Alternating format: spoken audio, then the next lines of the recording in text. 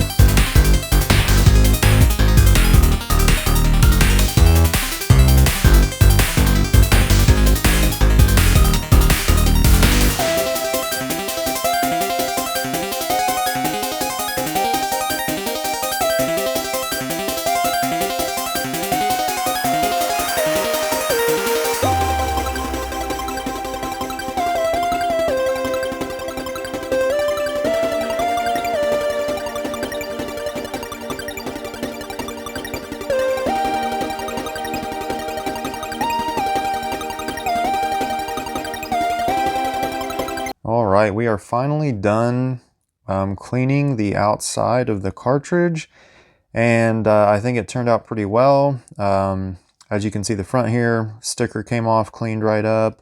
On the top, we got all of that marker off. We wiped the whole outside down. We got all this sticky stuff off the sides.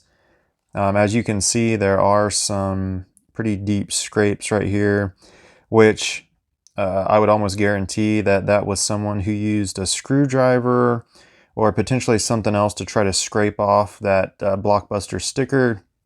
And they gave up once they saw they were just scraping it up pretty bad. But the cartridge isn't in that bad of shape. On the back here, as you can see, I cut out around the original back label to leave that portion of the Blockbuster video sticker on there. And I was able to get the rest of it off. I'll show a before and after picture, but these Blockbuster video stickers are extremely difficult. I wouldn't recommend trying to get it off if you've got a cartridge that's in really good shape. I would just leave it on there and clean it up the best you can.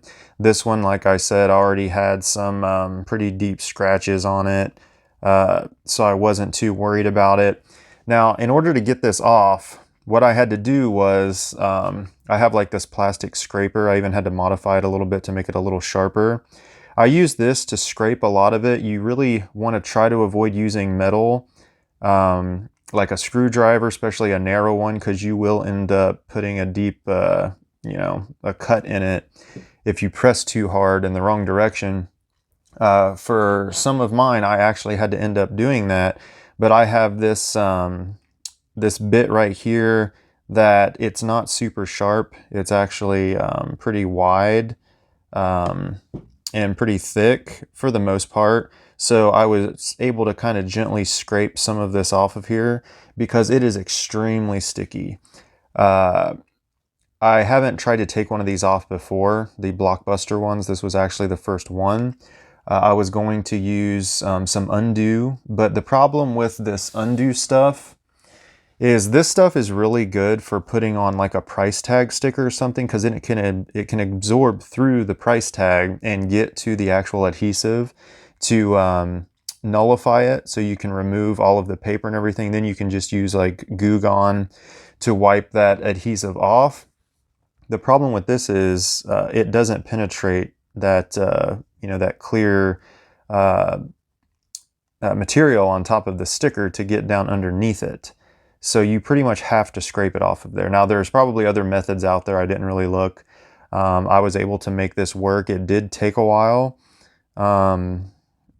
But yeah, I mean, it came off. It looks much better than it did. The cartridge cleaned up a lot.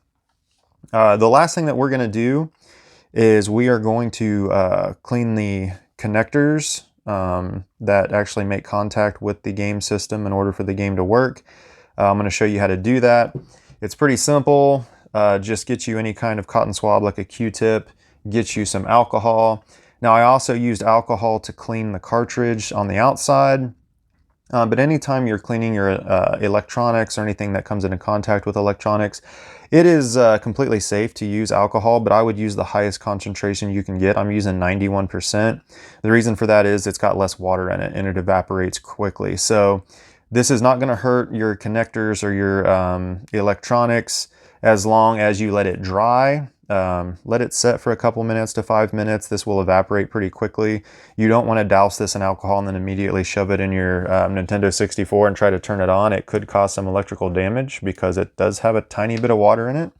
That's a conductor, so you don't want to short anything out or fry anything by doing that. But all I'm going to do is I am going to get some alcohol on the end of my swab here. I don't want it dripping everywhere. I put it on there and then I kind of rub it along the sides a little bit. And then all we're going to do is we're going to take our Q-tip and we're going to go inside of here.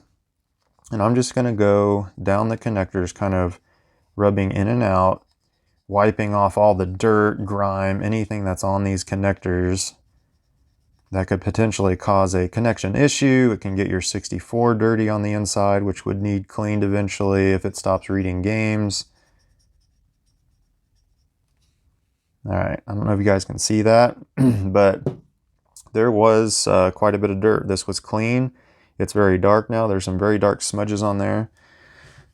So these connectors weren't in the cleanest of condition. We're going to go ahead and do that on the back here, just going up and down, rubbing all the way across.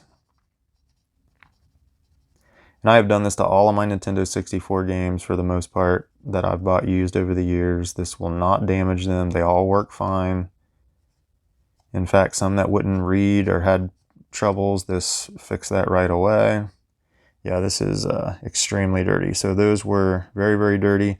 Then I'm just going to take the dry side and kind of go back over it. Kind of dry it off a little bit.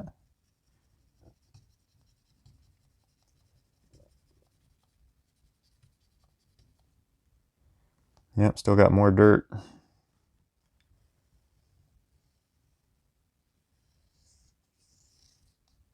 So this will get the inside cleaned up here.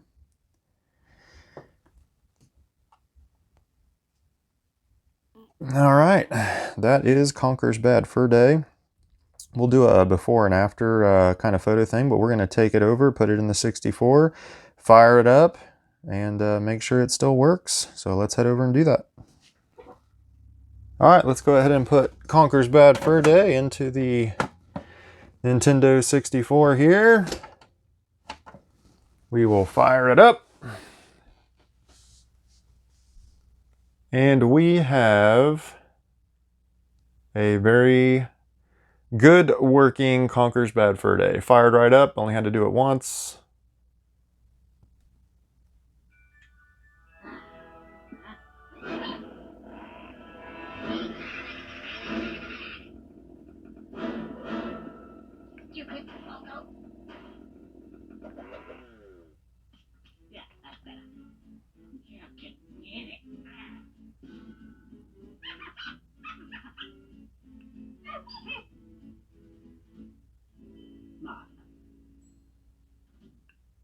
And there you have it. All right, everybody. Thanks for watching, and I'll see you next video.